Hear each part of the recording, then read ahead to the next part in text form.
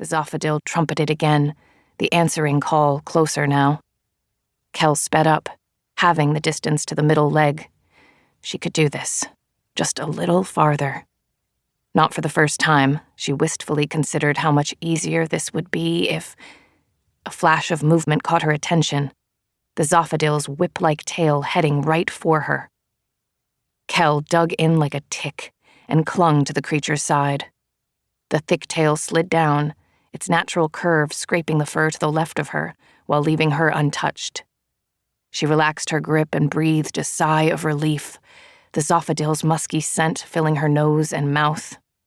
Then the tail came back up from underneath and flicked her into the air.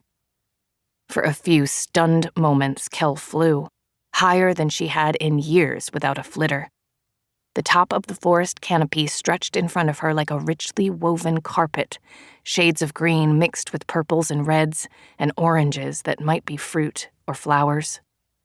And then she reached the apex of her flight and fell toward the trees. Death by falling had always been one Kel expected, even welcomed more than a sudden shot through the head or a blade through the heart. And after everything, perhaps she deserved to die alone. To her surprise, though, she found she wasn't ready to accept that fate. Years of training and instinct kicked in, once she overcame her first impossible impulse. Kel relaxed her limbs, tucking her chin close to her chest and covering her face, knees bent. She hit the canopy, vines and twigs catching at the ropes and clips slung across her back, even as they whipped her legs. While she might slow her descent by grabbing a branch, she could also break or dislocate an arm, so she resisted the urge. The density of the vegetation thinned as she plunged into the dim light of the understory. Below her, a sun-dappled assortment of shrubs, ferns, and moss-covered saplings fought for supremacy over the ground. In other circumstances, she might have better control over where she landed, but now she was entirely at the mercy of gravity. Down she went, mentally preparing herself for a hard landing, hoping she'd be able to execute a maneuver she hadn't practiced in years. The ropes on her back went taut and yanked her to a halt, burning her skin and pressing sharply against her chest and underarms. She dangled long enough to draw a shuddering breath and assess that she had about 2 stories left before she hit dirt. Whatever branch had caught her sagged beneath her weight, then snapped, sending her once again plummeting to the forest floor.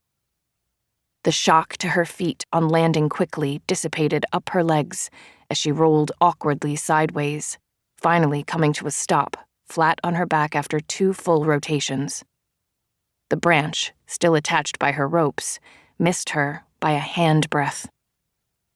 Above her, only the barest gap in the canopy existed to indicate where she'd entered, and she had no doubt it would be gone within a month.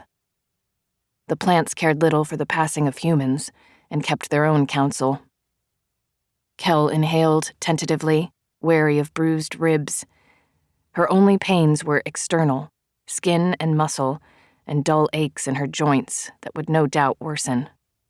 She was lucky.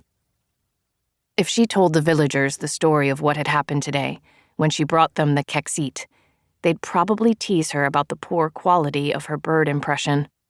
Or they would say the planet had offered her its protection, and she should be honored. And yet, despite her previous desire to continue living, she had trouble feeling good about it.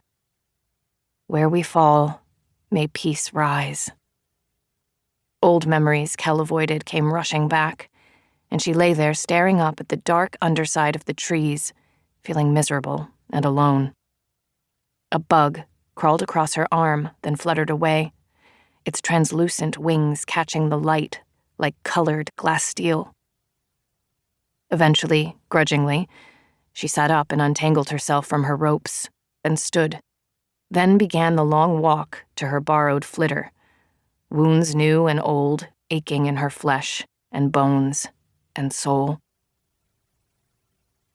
A 10-day after her Zophadil mishap, Kel sat cross-legged on the small covered porch in front of her house at the edge of the swamp, mending a tear in a